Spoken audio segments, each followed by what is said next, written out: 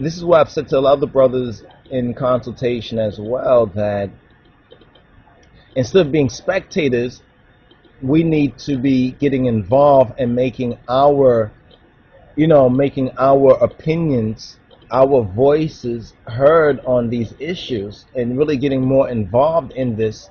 You understand? Because, in other words, Obama's in a position where if we don't speak up about this issue, he's probably going to do basically what seems best and convenient for him and recognize, well, there's no real opposition to certain things, therefore, we got to do this.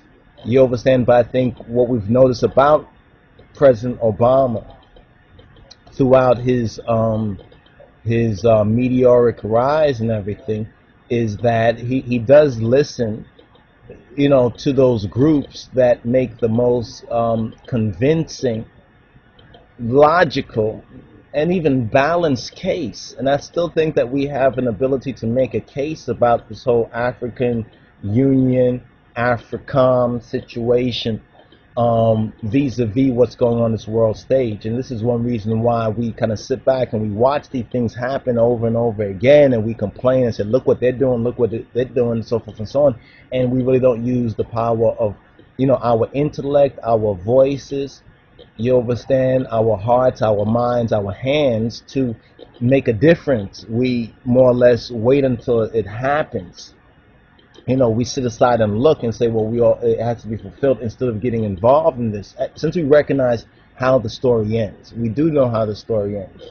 It is written how the story ends. The real question is, where do we stand in this ever unfolding story and prophecy? So the ball basically is in our court, and we can do more than just be spectators about this. But there are certain basic principles that we, first of all, need to come to a more collective agreement about, such as the good news about His Majesty, the foundation of Rastafari being the true good news of Dietachin Jesus Christus. So our spirits, our hearts, and our minds can be firmed up, can be firmly grounded on that, on that firm foundation, that rock of, that rock of truth, that rock of Christos.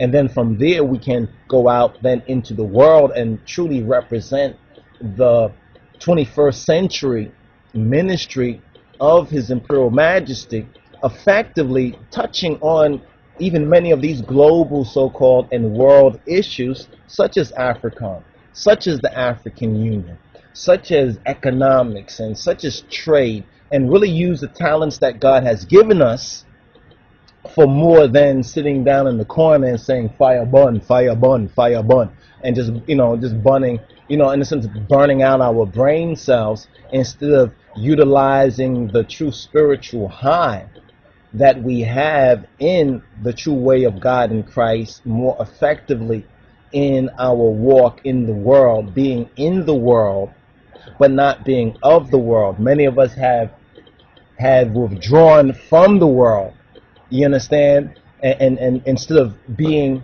in the world and not of the world. And getting that clear is the first level of the ministry of His Imperial Majesty, becoming disciples, learning of Dietachin Jesus Christus, learning of the true teachings of His Imperial Majesty and true testimony of Dietachin Jesus Christus. So these issues, these little, I call them little, but these religious kind of issues, is Christ white or black? That's a basic issue. That's a kindergarten issue. We have to get over this kindergarten issue, whether Christ is black or white. I mean, the evidence is right there. Those who don't believe it, don't want to believe it, they are unbelievers. Those who want to deny it, they are deniers.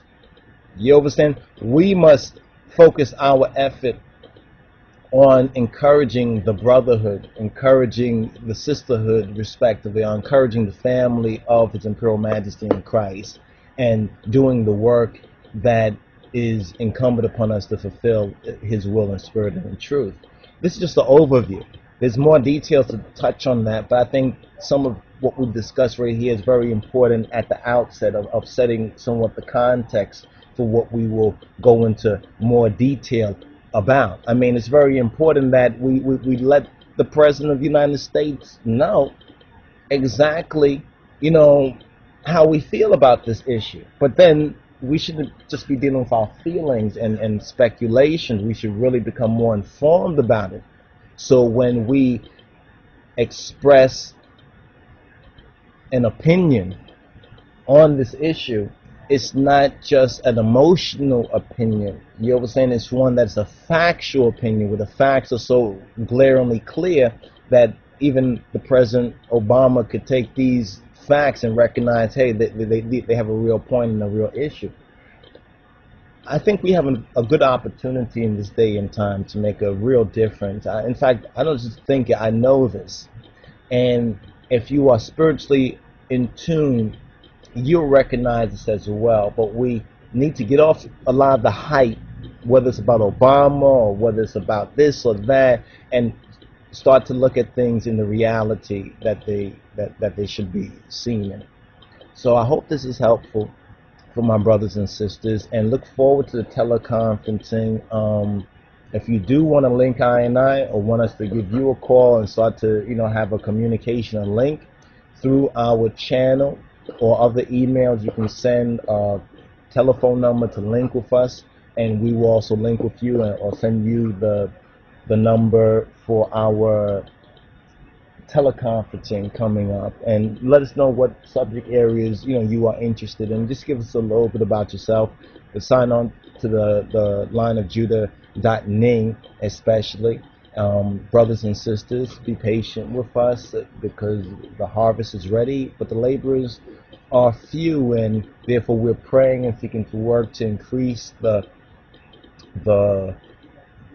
worthy laborers in the vineyard, those who are able to truly bring this to fruition. So give thanks.